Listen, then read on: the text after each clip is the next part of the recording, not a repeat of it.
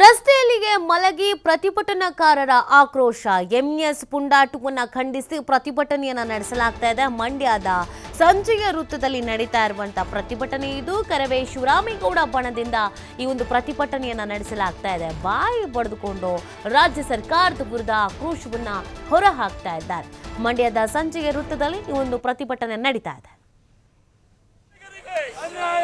ಕರ್ನಾಟಕದಲ್ಲಿ ಕನ್ನಡಿಗರಿಗೆ ಅನ್ಯಾಯ, ಕರ್ನಾಟಕದಲ್ಲಿ ಕನ್ನಡಿಗರಿಗೆ ಅನ್ಯಾಯ, ಕರ್ನಾಟಕದಲ್ಲಿ ಕನ್ನಡಿಗರಿಗೆ ಅನ್ಯಾಯ.